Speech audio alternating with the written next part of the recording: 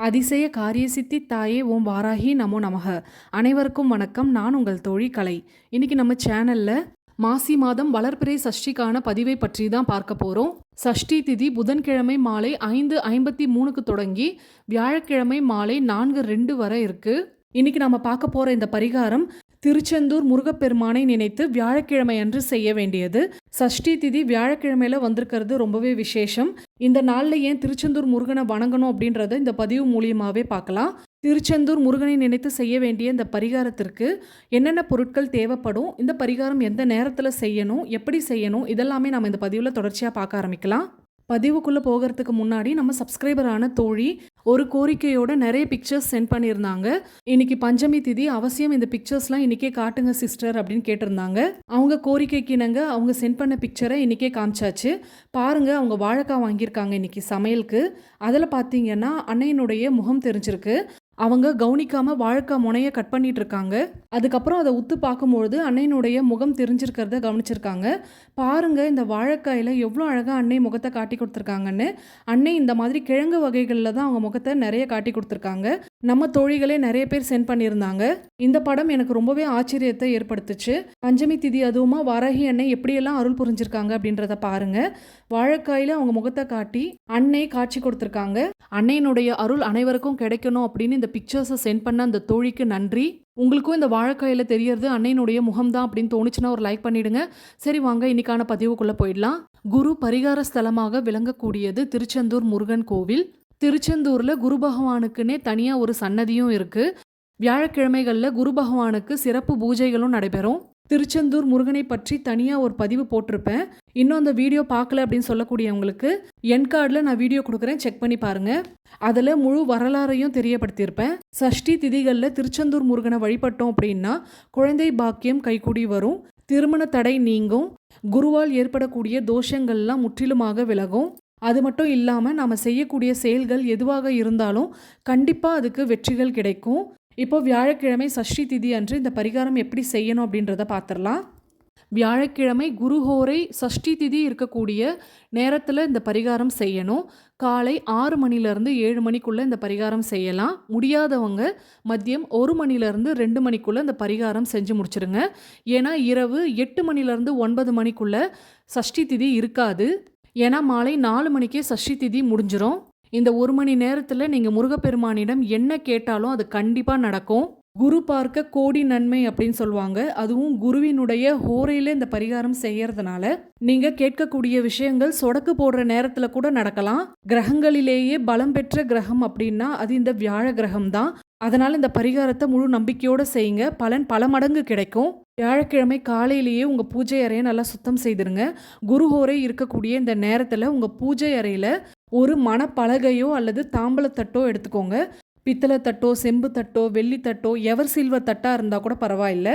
அதையே நீங்கள் இந்த பரிகாரத்துக்கு பயன்படுத்தலாம். கொஞ்சம் பெருசாக இருக்க மாதிரி பார்த்து எடுத்துக்கோங்க. ஏன்னா அதில் நாம் ஷட்கோணம் வரையணும். ஷட்கோணம் அப்படின்னாலே முருகப்பெருமானுக்காக வரையக்கூடிய நட்சத்திரம்.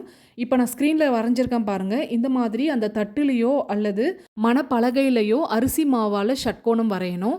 உள்ளே எழுதியிருக்கக்கூடிய எண்களையும் அரிசி மாவாலேயே எழுதணும். நான் எப்படி எழுதியிருக்கனோ அந்த எண்கள்லாம் எழுதுங்க. நடுவில் 741, சுற்றியுமே 520 இந்த எண்களை எழுதணும். ரொம்ப தெளிவாக எழுதணும் அப்படின்னு இல்லை, ஓரளவுக்கு தெளிவாக இருந்தால் போதும். அடுத்ததாக நடுவில் இருக்கக்கூடிய 741 எண்ணு மேலே முழுவதுமாக மஞ்சளை தூவி விடணும்.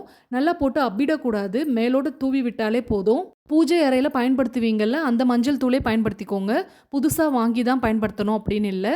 அடுத்து சுற்றி இருக்கிற முக்கோணங்களில் 520 அப்படின்னு எழுதியிருப்பீங்கள்ல அது மேலே குங்குமத்தை தூவி விடணும். எழுதியிருக்க எண்கள் மறைகிற அளவுக்கு தூவி விட்டால் போதும். அடுத்ததாக மஞ்சள் நிற காகிதம் இருக்குது அப்படின்னா அதில் எழுதுங்க. அப்படி இல்லைனாலும் வெள்ளை நிற காகிதத்திலே எழுதிக்கோங்க.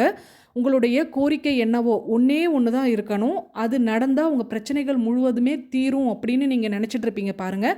அதுக்கு முதல்ல இந்த பரிகாரத்தை முயற்சி செய்யுங்க. அது நடந்ததுக்கப்புறம் அடுத்தடுத்து வரக்கூடிய சஷ்டிகளில் இந்த பரிகாரம் முயற்சி செய்யலாம். கோரிக்கை எழுதி வச்சிருக்க அந்த காகிதத்தை 741 நடுவில் எழுதியிருக்கீங்கல்ல, அதாவது மஞ்சள் தூவி மறைச்சி வச்சிருப்பீங்க பாருங்க, அது மேலே அந்த காகிதத்தை வைக்கணும். அதுக்கு மேலே ஒரே ஒரு மண்ணாலான அகல் விளக்கு தீபம் ஏற்றணும். கண்டிப்பாக இந்த தீபம் 1 மணி நேரம் எரியணும். அதனால் அதுக்கேற்ற மாதிரி அகல் விளக்கை எடுத்துக்கோங்க. ஏற்கனவே பரிகாரத்துக்கு பயன்படுத்தின அகல் விளக்கா இருந்தாலும் பரவாயில்லை, சுத்தம் செய்துட்டு அதையே பயன்படுத்திக்கலாம். நெய் தீபம் தான் ஏற்றணும். அகல் விளக்கு முழுக்க நெய்யை நிரப்பி 3 கொண்டை கடலையை அந்த நெய்க்குள்ளே போடணும். ஒவ்வொரு கொண்டை கடலையை உள்ளே போடும்பொழுது திருச்செந்தூர் சுப்பிரமணிய சுவாமியே சரணம் அப்படின்னு சொல்லிக்கிட்டே அந்த 3 கடலையும் உள்ளே போடணும். மஞ்சள் நிற திரியை கொண்டு தான் இந்த தீபம் ஏற்றணும். மஞ்சள் நிற திரி இருக்குது அப்படின்னா அதையே பயன்படுத்திக்கோங்க. அப்படி இல்லைன்னா மஞ்சளில் கொஞ்சம் பன்னீர் கலந்து பஞ்சு திரியில் டிப் பண்ணி காய வச்சிட்டிங்கன்னா மஞ்சள் திரி ரெடி ஆகிடும். தீபம் கிழக்கை நோக்கி எரியணும். திருச்செந்தூர் முருகனையும் குரு பகவானையும் மனதார பிரார்த்தனை செய்துக்கோங்க. எந்த கோரிக்கையை நீங்கள் வச்சுருக்கீங்களோ அது குறிப்பிட்ட நாளுக்குள்ளே நடக்கணும் அப்படின்னு கேளுங்க. அடுத்ததாக இப்போ ஸ்க்ரீனில் தெரியக்கூடிய இந்த மந்திரத்தை ஒரு முறையாவது சொல்லுங்கள். இது வேல்மாறல் மகா மந்திரத்தில் வரக்கூடிய வரிகள். தேரணியிட்டு புறமெரித்தான் மகன் செங்கையில் வேல் கூரணியிட்டு அணுவாகி கிரௌஞ்சம் குலைந்ததர்கள் நேரணியிட்டு வளைந்த கடகம் நெளிந்து சூர் பேரணி கெட்டது தேவேந்திர லோகம் பிழைத்ததுவே வீரவேல் தாரைவேல் விண்ணோர் சிறை மீட்ட தீரவேல் செவ்வேல் திருக்கைவேல் வாரி குளித்தவேல் கொற்றவேல் சூர்மார்பும் குன்றும் தொலைத்த வேலுண்டே துணை வேலும் மயிலும் துணை. இந்த மந்திரத்தை நீங்கள் சரியான முறையில் உச்சரிச்சிங்க அப்படின்னாலே நீங்கள் கேட்டது எல்லாமே நடத்தி கொடுக்கும். வேல்மாறல் முழுமையாக படிக்க முடியல அப்படின்னு சொல்கிறவங்க இந்த மந்திரத்தையே கூட நீங்கள் தினமும் சொல்லிட்டு வரலாம். இந்த மந்திரம் சொல்ல சொல்ல உங்களுக்குள்ளே ஏற்படக்கூடிய அந்த வைப்ரேஷனை உணர ஆரம்பிப்பீங்க. முருகன் உங்களை நாடி வருவார். நீங்கள் கேட்கக்கூடிய வரங்களை அள்ளி தருவார். தீபம் ஏற்றி முடிச்சதுக்கப்புறம் அகல் விளக்கை தனியாக எடுத்து வச்சுருங்க. நீங்கள் எழுதி வச்சிருக்க கோரிக்கையை முருகன் படத்துக்கு பின்னாடி வச்சுருங்க. மஞ்சள் குங்குமத்தை தண்ணீரில் கலந்து ஏதாவது ஒரு செடியில் ஊற்றிருங்க. துளசி மாடம் இருந்தால் துளசி மாடத்திலே கூட நீங்கள் ஊற்றிடலாம். இந்த பரிகாரம் உங்களுக்கு பயனுள்ளதாக இருந்திருக்கும் அப்படின்னு நம்புகிறேன். பயனுள்ளதாக இருந்திருந்தால் ஒரு லைக் பண்ணிவிட்டு அப்படியே உங்கள் ஃப்ரெண்ட்ஸ் அண்ட் ஃபேமிலிக்கும் ஷேர் பண்ணிவிடுங்க. மறக்காமல் சப்ஸ்கிரைப் பண்ணிவிட்டு பக்கத்தில் இருக்க பெல் சிம்பிளை கிளிக் பண்ணிவிட்டு அதில் ஆள்னு கொடுங்க. மீண்டும் அடுத்த பதிவில் சந்திப்போம். அதுவரை நன்றி, வணக்கம்.